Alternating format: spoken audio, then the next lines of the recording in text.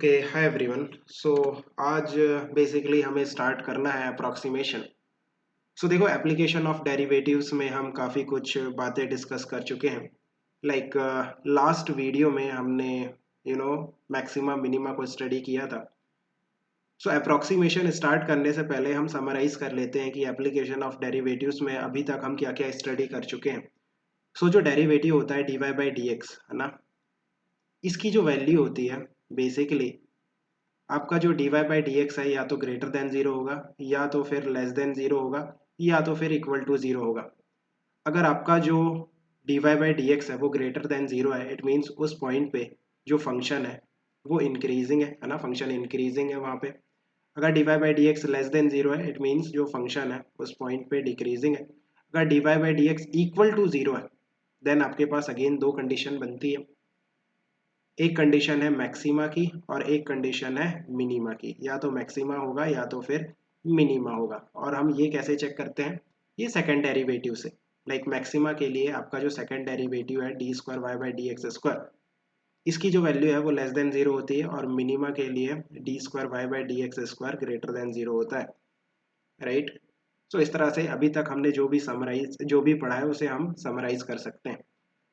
Now जो derivatives हैं उसके काफ़ी सारे एप्लीकेशन है। लाइक एक तो ये हमने डिस्कस किया ना कि फंक्शन को हम स्टडी करेंगे किस पॉइंट पे इंक्रीजिंग है किस पॉइंट पे डिक्रीजिंग है, कहाँ पे क्रिटिकल पॉइंट्स है, वो जो क्रिटिकल पॉइंट्स है वहाँ पे मैक्सिमा है या मिनिमा है। सो एक तो ये एप्लीकेशंस है, और भी कई सारे एप्लीकेशंस हैं। एक बहुत इंपॉर्टेंट है अप्रॉक्सीमेशन। देखो अप्रॉक्सीमेशन हम किस तरह से करते हैं। अगर हम अप्रॉक्सीमेशन की बात करते हैं, सो अप्रॉक्सीमेशन में आपको क्या पूछता है, जैसे आपको पता है कि अंडर रूट ऑफ 25 कितना होता है, 5। सो आपको क्या पूछेगा अप्रॉक्सीमेट करने को। जैसे वो कहेगा आपको पता है अंडर रूट ऑफ 25 की वैल्यू 5 होती है, then he will ask you find out the value of under root of 25.1, इसकी वैल्यू बताओ। सो ये कैसे करोगे? सो देखो स्टैंडर्ड प्रोसीजर है।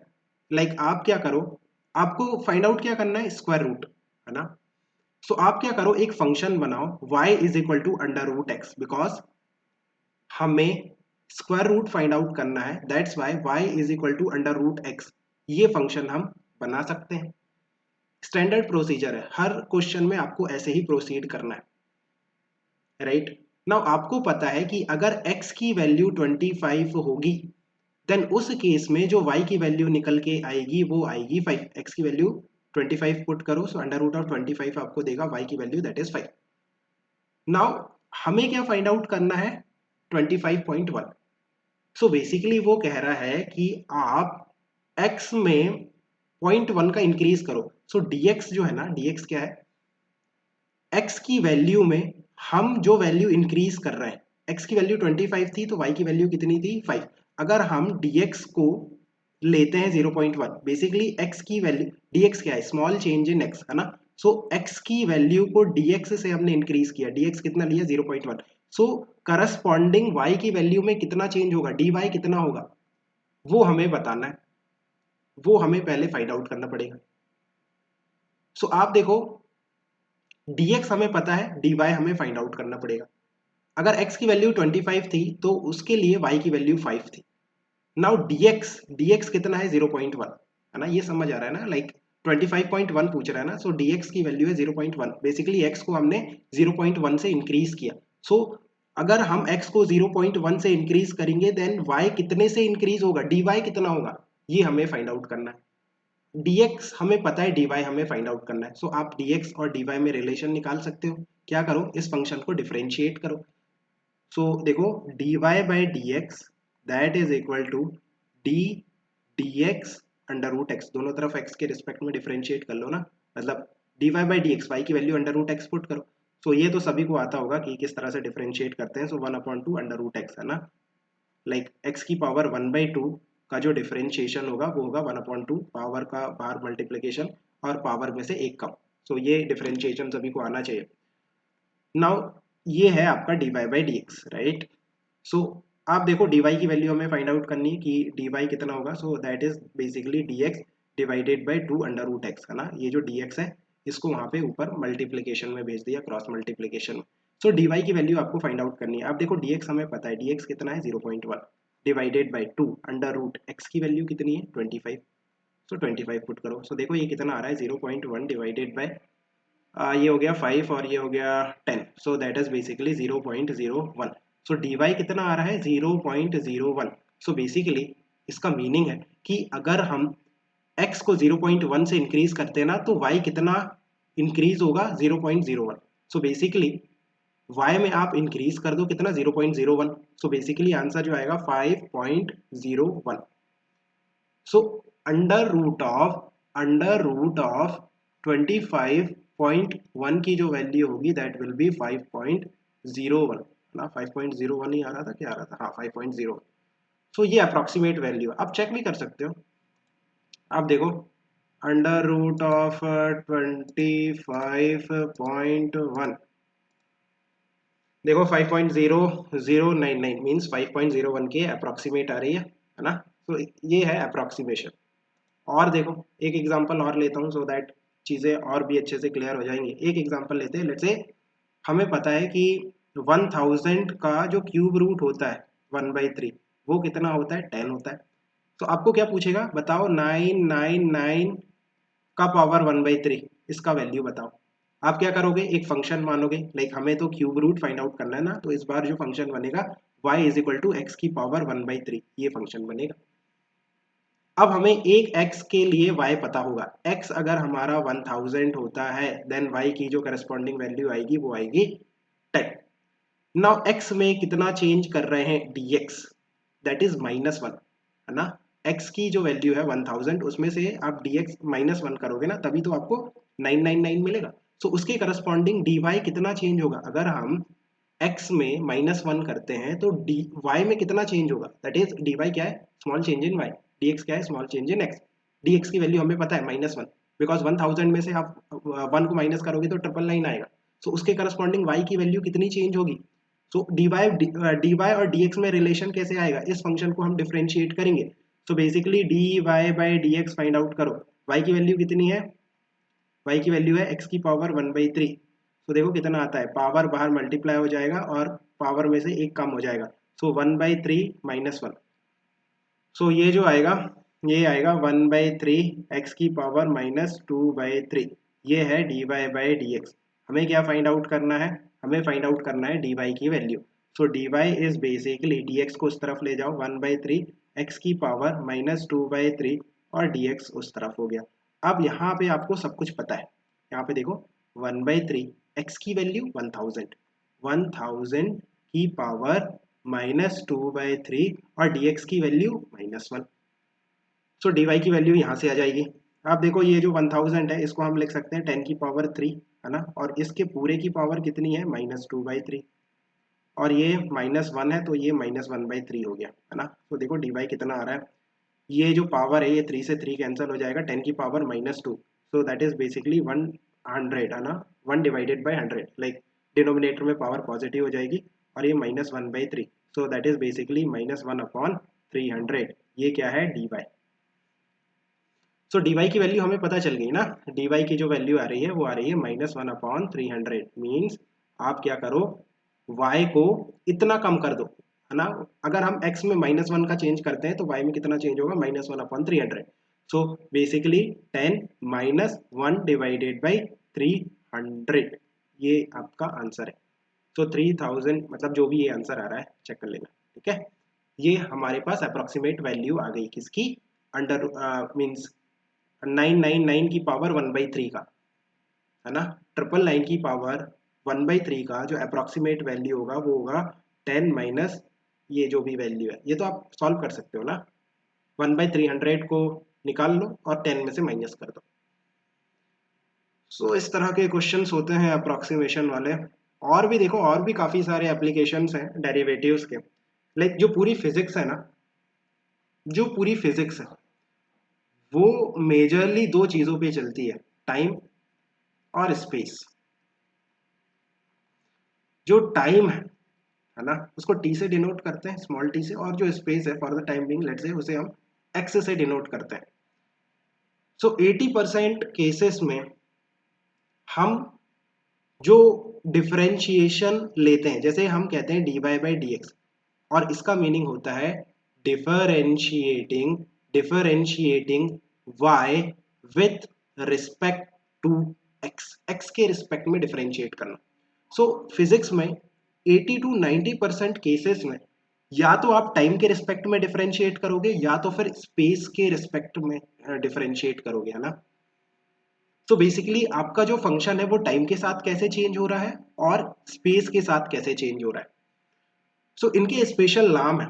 अगर आप किसी फंक्शन को टाइम के रिस्पेक्ट में डिफरेंशिएट करोगे तो उसे हम कहते हैं रेट ऑफ चेंज। सिमिलरली अगर आप किसी फंक्शन को स्पेस के मतलब x के रिस्पेक्ट में डिफरेंशिएट करोगे तो उसे हम कहते हैं ग्रेडियंट, है ना। लाइक टर्मिनोलॉजीज है, आपको पता होनी चाहिए, सो क्वेश्चंस आसान होते हैं। जैसे एग्जांपल ले लेते हैं, लेट्स से ये टेम्परेचर है ना, कैपिटल टी क्या डिनोट करता है, टेम्परेचर। सो अगर हम इसका डिफरेंशिएशन करते हैं टाइम के रिस्पेक्ट में, D of capital T by d T, इसका मीनिंग क्या है, rate of change of temperature. इसको आप क्या स्टडी करोगे, rate of change of temperature. It means जो आपका टेम्परेचर है वो टाइम के साथ कैसे चेंज हो रहा है। यहीं पे अगर हम x के रिस्पेक्ट में डिफरेंशिएट करते हैं टेम्परेचर को, D T by D x, तो इसे आप क्या स्टडी करोगे, gradient of temperature. It means जो टेम्परेचर है वो x के साथ स्पेस के साथ कैसे चेंज हो रहा है। जस्ट टर्मिनोलॉजीज है, आपको थोड़ा सा पता होगा तो अच्छा रहेगा, क्वेश्चंस करने में आसानी होती है। ओके और किस तरह के क्वेश्चंस आते हैं। अच्छा एक बहुत स्टैंडर्ड है, इस तरह के क्वेश्चंस आपको देखने को मिल जाएंगे। जैसे आपको क्या दे दिया, एक स्फेयर दे दिया ना, स्फेयर समझते हो, इस तरह से ये एक गोला है एंड इस गोले की, इस स्फेयर की जो रेडियस है ना वो टाइम के साथ चेंज हो रही है। Rate of change of radius of this sphere D r by d T, है ना, वो let's say 1 centimetre per second है। इट मीन्स एक सेकेंड में इस स्फेयर की जो रेडियस है और वो 1 सेंटीमीटर से इंक्रीज हो जाती है। ये d r by d t क्या है, rate of change of the radius of the sphere. इसको आप कैसे स्टडी करोगे, rate of change of the radius of the sphere is given 1 centimetre per second. आपको ये बताना है कि rate of change of surface area कितना होगा। Rate of change of surface area means d A by d t. A क्या है, surface area of this sphere. Like आप लिख लो, मैं लिख नहीं रहा हूं, है ना, surface area of the sphere. So आपको बताना है सरफेस एरिया के चेंज होने का रेट कितना होगा जब इस स्फेयर की जो रेडियस है लेट्स से वो 10 सेंटीमीटर। कैसे बताओगे, आपको D r by d T दिया है रेडियस दिया है और D A by d t पूछ रहा है। स्टैंडर्ड क्वेश्चन है ना। तो देखो हमें क्या बताना है, d A by d t जो सरफेस एरिया होता है स्फेयर का वो होता है 4 pi r square, right. So A की वैल्यू आप पुट करो, so d by d t A की जगह पुट करो 4 पाई r स्क्वायर। नाउ आप देखो 4 पाई तो कांस्टेंट है, वो डिफरेंशिएशन के बाहर चला जाएगा। सो बेसिकली 4 पाई बाहर आ गया, अंदर बचा D by d T of r square. Now chain rule use करो, आर स्क्वायर को आप डिफरेंशिएट डायरेक्टली नहीं कर पाओगे टाइम के रिस्पेक्ट में, है ना। आर स्क्वायर को आर के रिस्पेक्ट में डिफरेंशिएट कर सकते हैं ना। सो बेसिकली 4 पाई डी आर स्क्वायर, और ये जो डी टी है इसको थोड़ी देर के लिए साइड में रखा, चेन रूल हमने जो डिस्कस किया था। अब यहाँ पे डी आर और ये डी आर, राइट। तो देखो आर स्क्वायर का डिफरेंशिएशन आर के रिस्पेक्ट में कितना हो गया, 2r। ये 2r हो गया, ये 4 पाई है और ये हो गया D r by d T. यही हमें फाइंड आउट करना था ना, यही तो है d A by d t. तो देख लो जो भी आंसर आ रहा है ये कितना हो गया, 8 pi r d r by d t. तो बेसिकली r का वैल्यू कितना दे रखा है, 10 सेंटीमीटर, और d r by d t का value 1 centimetre per second. So values put करो, so that is basically 80 pi centimetre square per second. This is the rate of change of surface area of the sphere, है ना, जब radius कितनी है 10 centimetre. जब radius 10 centimetre होगी ना इस स्फेयर की, उस टाइम पे जो आपका स्फेयर का सरफेस एरिया है वो इस रेट से चेंज हो रहा होगा। और क्या पूछेगा, rate of change of volume d v by d t पूछ लेगा। D v by d t कैसे फाइंड आउट करोगे, d by d t volume कितना होता है 4/3 pi r cube. So 4/3 pi 4/3 pi constant है, ये हो गया differentiation of r cube with respect to time. Again ये डायरेक्टली नहीं होगा, so differentiation of r cube, d t को साइड में रखो, ये हो गया डी आर और ये भी हो गया डी आर, राइट। और ये हो गया 4/3 पाई। तो देख लो आर क्यूब का डिफरेंशिएशन आर के रिस्पेक्ट में कितना हो जाएगा, 3r², और ये हो गया 4π/3, और ये हो गया dr/dt, राइट। 3 से 3 कैंसिल, ये आंसर आ रहा है 4πr² dr/dt।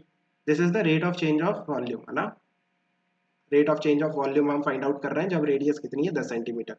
वैल्यूज पुट करो, 4 पाई, आर का वैल्यू 10 है, सो 10 का square, dr/dt 1 centimetre per second, so this will be 400 pi centimetre cube पर सेकेंड।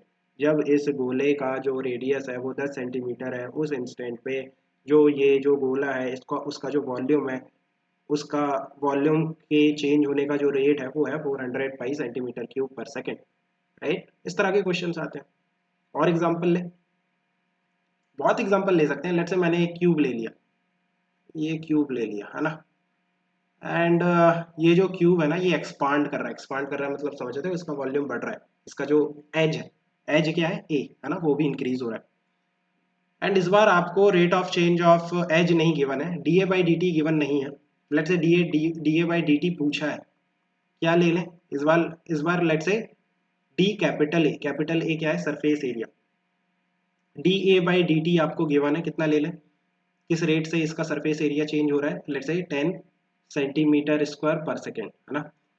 इस रेट से इसका सरफेस एरिया चेंज हो रहा है, आपको बताना है कि किस रेट से इसका जो एज है, इसकी जो साइड है वो चेंज हो रही है। जब इसकी जो एज है ना, वो एज देगा आपको, लेट्स से वो कितनी है, 5 सेंटीमीटर।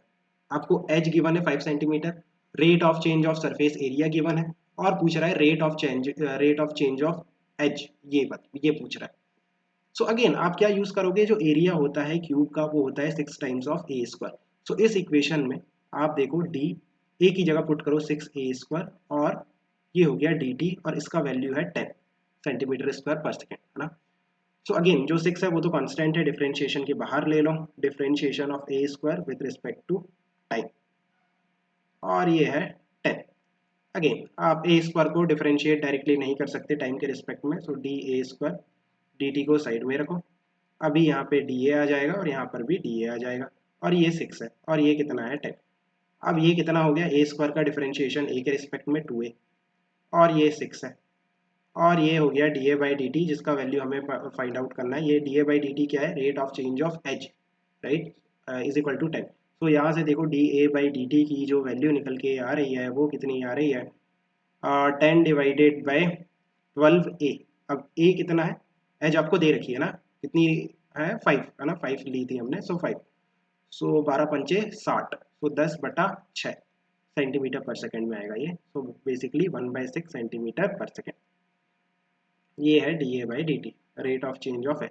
और क्या पूछेगा, rate of change of volume, है ना। सो dV/dt भी पूछ सकता है, rate of change of volume, volume किस रेट से चेंज हो रहा है। सो बेसिकली जो वॉल्यूम होता है वो होता है a क्यूब, है ना, क्यूब का, सो a cube d/dt of a cube. अब a cube, again a cube को आप डिफरेंशिएट टाइम के रिस्पेक्ट में नहीं कर सकते डायरेक्टली, तो dt को साइड में रखो, यहाँ पे आ जाएगा dA और यहाँ पर भी आ जाएगा dA, बिकॉज a क्यूब को हम a के रिस्पेक्ट में डिफरेंशिएट कर सकते हैं। तो ये कितना हो गया, 3a² है ना, a क्यूब का डिफरेंशिएशन हो जाएगा 3a², और ये हो गया dA/dt। ना यहाँ पे आपको सब कुछ पता है, देखो 3 a का वैल्यू कितना था, 5 का स्क्वायर इंटू dA/dt, अभी फाइंड आउट किया कितना आ रहा था, dA/dt 1/6, सो इसको 1/6 पुट करो, तो देखो कितना आ रहा है, ये 25/2 है ना, 25/2, और you can say 12.5 centimetre cube पर सेकेंड। इस तरह के क्वेश्चंस हो जाने चाहिए। ओके फाइन, सो इसको यहीं पे ख़त्म करते हैं, वीडियो काफ़ी लेंदी हो रहा है, राइट। और नेक्स्ट वीडियो में हम कुछ और भी बातें करेंगे। Keep working hard, best of luck, bye.